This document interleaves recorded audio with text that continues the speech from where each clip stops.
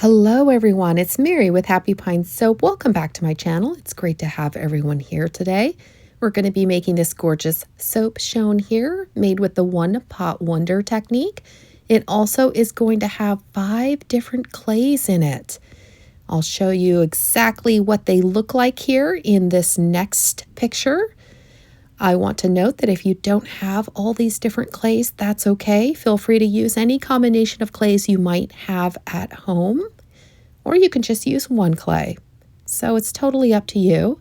I'll be using this very simple 5-ingredient recipe. I've already made a tutorial on this recipe, which I'll link below. This is one of my most successful fluid recipes. I used it for the Kiss Pour Challenge for the Soap Challenge Club, which you can see how wonderful it turned out here. So this recipe is great for fluid designs. So I really hope you enjoy this tutorial. Feel free to sit down, enjoy yourself, and let's begin. These clays have all been purchased from Brambleberry. As you see, I have them pre-measured out here. I went ahead and used 1 teaspoon of each color of clay. The last one here I got from Amazon. And essentially you want to go ahead and add moisture to your clays before you make soap, because otherwise they have a tendency to speed trace and we don't want that to happen. So you're going to use 1 teaspoon of clay to 1 tablespoon of water. Using a mini mixer, go ahead and blend them till they're a nice smooth consistency. I went ahead and did that with each color, as you see me doing here.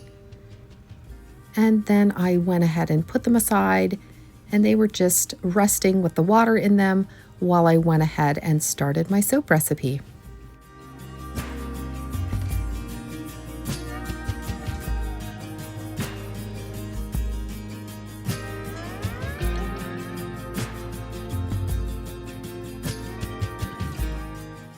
These are my fragrances. I had a couple I just wanted to use up since they were almost gone, and I combined the 3 together for the required ounce amount for this recipe. Brambleberry has a great fragrance calculator if you need to know how much to put in your recipe.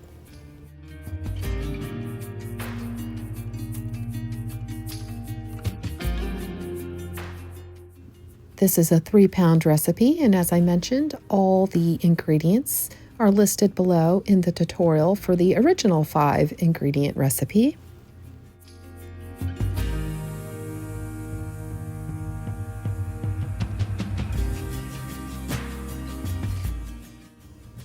When I am heating up my hard oils, I like to get them between 150 and 160 degrees. And then I go ahead and add my soft oils. Those are the oils that are liquid at room temperature. And last but not least, I always add my castor oil, stirred gently with the spatula, and I wait until the temperature drops to about 97 degrees for the oils, and my lye solution now is about 80 degrees.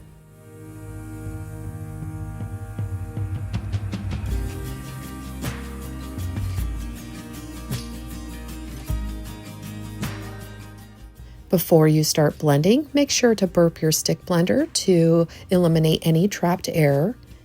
I went ahead and stick blended this for about 10 seconds and it had reached a stable emulsion. And then I went ahead and added the fragrance and stirred by hand gently.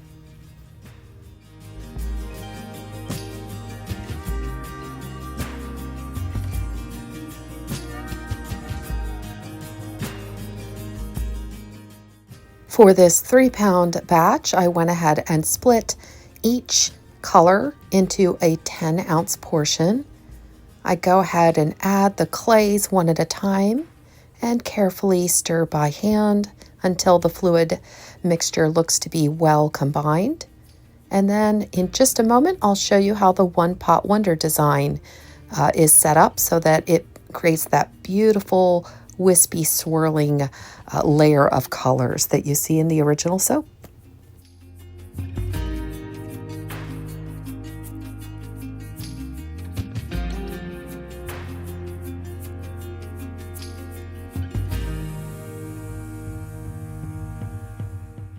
What I love about this particular recipe is that the tray stays very thin for the entire time you need to pour. So well over 20 minutes or so.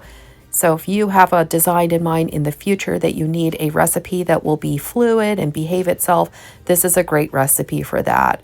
I have tried it many, many different times with many different styles or techniques, and it delivers perfect trace that behaves itself every single time. Probably the only thing that would mess this trace up would be a misbehaving fragrance that would accelerate your batch. For your one pot wonder, you're going to need a large container in order to pour the rest of the soaps into.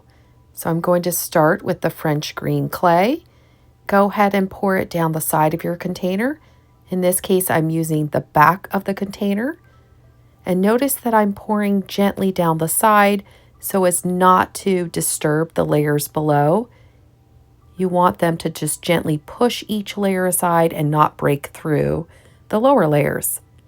You could switch where you place the colors. Say you could pour down maybe the other sides of the container if you wanted to. But in this case, I'm just choosing the back of the container because I like how this design looks. But if you use a different side of the container, you'll get a slightly different design with depending on where you pour them in the container. So it's kind of a fun artistic design as well. So once you get them all poured in there, you're ready to begin the one pot wonder. And it's actually very easy. You simply pour back and forth down the wall of your mold, as you see me doing here. And then as it fills up, you will gently tip your mold more and more flat, basically. As you see, I accidentally spilled a little bit here. That happens sometimes. And then just carefully keep pouring until it gets almost to the top. And as it fills towards the top, you'll see me carefully placing it more horizontal or flat against the counter. And then I like to pour the rest of the color gently over the top. And I'm pouring very close to the surface of the soap. So again, so it's not breaking through to the lower layers. And then I just had some extra soap that I scraped out on the top, and I gently swirl the top to make the design look a little bit neater just at the very top. But I'm not disturbing the lower layers. This is literally just barely into the surface of the soap.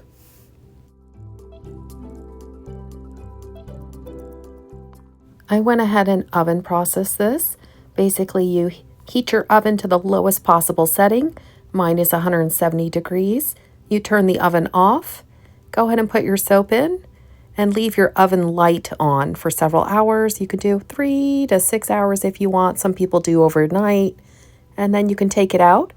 This makes it harden a lot faster and go through gel phase. And as you see here, I am carefully just cleaning up the sides of the soap before I cut it. I was excited. I didn't know what the design would look like. That's the funnest part of cutting, is you never quite know what the inside of the soap will look like. It's always a little bit like magic.